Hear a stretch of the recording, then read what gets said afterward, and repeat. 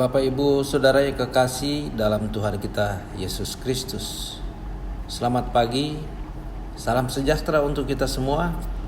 Jumpa lagi dengan saya dalam acara Renungan Harian GKPO Halim di hari ini, Jumat 1 Agustus 2025. Kita bersyukur kepada Tuhan karena Tuhan masih memberikan kita lagi nafas hidup untuk melakukan aktivitas di sepanjang hari ini. Sebelum Bapak Ibu Saudara memulai aktivitas, kita siapkan hati kita untuk mendengarkan kebenaran firman Tuhan. Mari kita berdoa. Bapa Surgawi, di pagi yang indah ini kami umat-Mu datang di hadapan hadirat Tuhan mengucap syukur. Tuhan bangunkan kami di pagi hari dengan tubuh yang sehat dan kuat. Sebelum kami memulai aktivitas kami akan mendengarkan kebenaran firman Tuhan. Lengkapi kami dengan kuasa Roh Kudus, agar kami memahami kehendak Tuhan di dalam firman yang kami baca.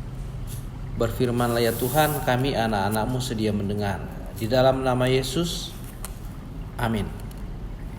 Bapak Ibu Saudara, saya mengajak kita untuk membaca Alkitab dari Hosea pasal 9 ayat 10 sampai ayat 17. Hosea pasal 9 ayat 10 sampai ayat 17. Firman Tuhan demikian. Akibat ketidaktaatan Israel, seperti buah-buah anggur di padang gurun, aku mendapati Israel dahulu. Seperti buah sulung sebagai hasil pertama pohon ara, aku melihat nenek moyangmu. Tetapi mereka itu telah pergi kepada Baal Peor dan telah membaktikan diri kepada dewa keaiban, sehingga mereka menjadi kejijikan sama seperti apa yang mereka cintai itu.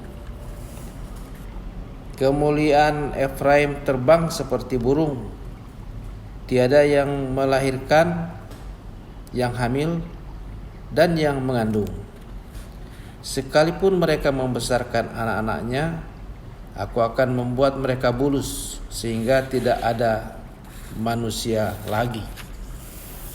Sungguh, celakalah juga mereka pada waktu aku menjauh daripada mereka. Efraim, seperti yang aku lihat, telah membuat anak-anaknya menjadi binatang perburuan. Efraim terpaksa menyerahkan anak-anaknya kepada si pembunuh. Berilah kepada mereka ya Tuhan, apakah yang hendak Kau beri? Berilah kepada mereka kandungan yang mandul dan buah dada yang kering. Segala kejahatan mereka terjadi di Gilgal.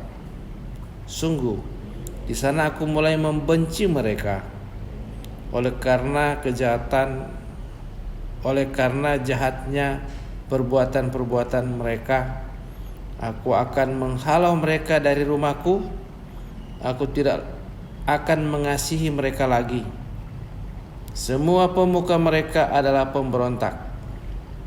Efraim telah dipukul, akarnya telah menjadi kering. Mereka tidak akan menghasilkan buah. Bahkan sekalipun mereka melahirkan anak, aku akan mematikan buah kandungannya yang berharga.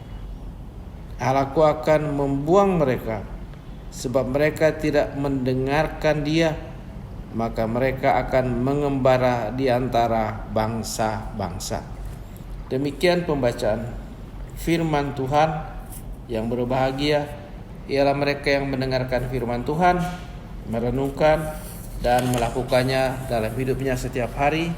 Terpujilah Kristus. Bapak Ibu Saudara yang kekasih di dalam Tuhan kita Yesus Kristus, bangsa Israel adalah bangsa pilihan Tuhan. Israel adalah bangsa yang dikasihi Tuhan dan terikat sumpah Tuhan kepada nenek moyang mereka Abraham, Ishak, dan Yakub. Itulah sebabnya di dalam Hosea pasal 9 ayat 10 berkata, seperti buah-buah anggur di padang gurun, aku mendapati Israel dahulu. Seperti buah sulung sebagai hasil pertama pohon ara, aku melihat nenek moyangmu. Jadi nenek moyang bangsa Israel itu menyenangkan hati Tuhan. Seperti buah-buah anggur di padang gurun, aku mendapati Israel dahulu. Seperti buah sulung sebagai hasil pertama pohon ara, aku melihat nenek moyangmu. Ketaatan nenek moyang bangsa Israel membuat Allah mengasihi mereka. Ketaatan nenek moyang bangsa Israel, itulah sebabnya Allah memilih nenek moyang mereka Abraham, Ishak, dan Yakub dan menjadi bangsa yang dikasihi Tuhan. Namun saudara-saudara, dalam pembacaan kita Hosea pasal 9 ayat 10 sampai 17, di dalam ayat 10 sudah berkata demikian. Tetapi mereka itu telah pergi kepada Baal Peor dan telah membaktikan diri kepada dewa keaiban, sehingga mereka menjadi kejijikan sama seperti apa yang mereka cintai itu. Dalam praktik mereka, dalam perjalanan hidup mereka berbalik dari Tuhan. Mereka pergi kepada Baal Peor. Mereka telah membaktikan diri kepada dewa keaiban. Jadi penyembahan mereka bukan lagi kepada Tuhan, tetapi kepada Baal, kepada dewa-dewi. Mereka meninggalkan Tuhan.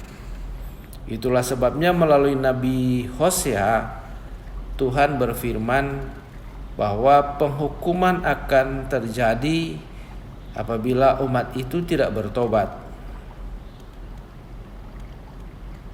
Dan itu yang disampaikan Tuhan melalui Nabi Hosea.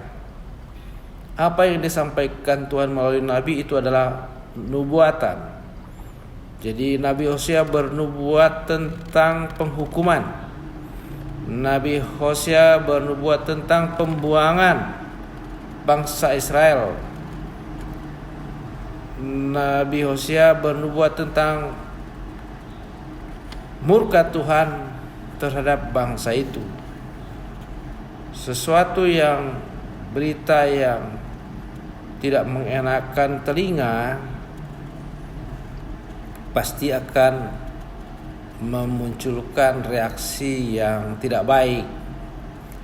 Pasti akan memunculkan reaksi marah. Tetapi apa yang disampaikan Nabi Hosea itu adalah kebenaran. Itu firman Tuhan.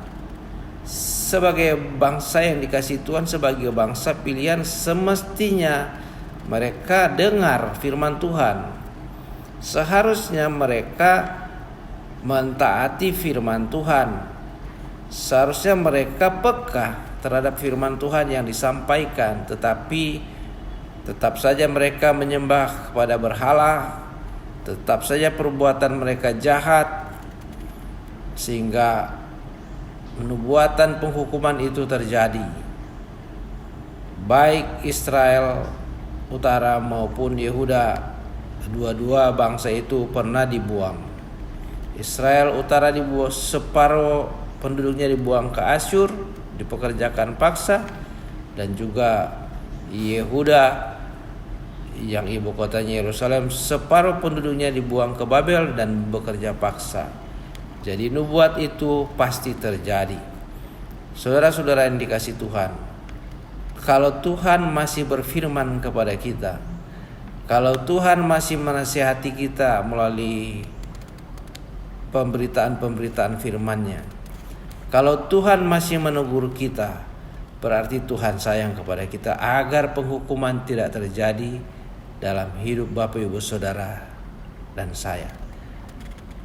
Kalau Tuhan masih memperingati kita, marilah kita dengar akan firman Tuhan.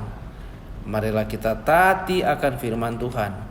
Marilah kita mengindahkan firman Tuhan, supaya Tuhan tidak akan menghukum umat yang bertobat, umat yang kembali kepada Tuhan, umat yang mengaku dosanya kepada Tuhan, bertobat.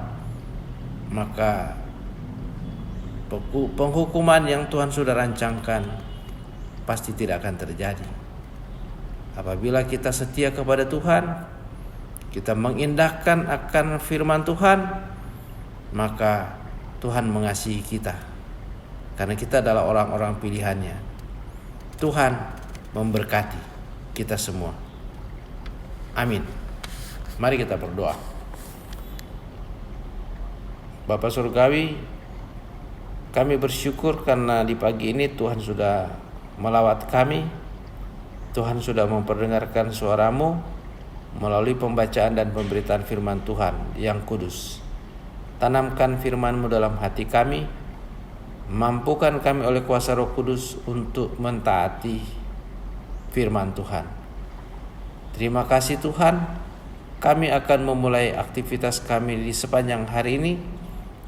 Tuhan berkati kami agar semua yang kami lakukan berhasil. Inilah doa permohonan dan ungkapan syukur kami Bapa, terpujilah nama-Mu di dalam nama Yesus. Amin. Bapak Ibu Saudara yang kekasih dalam Tuhan, dari GKPO Halim Perdana Kusuma saya mengucapkan selamat beraktivitas, sehat selalu, Tuhan memberkati kita semua.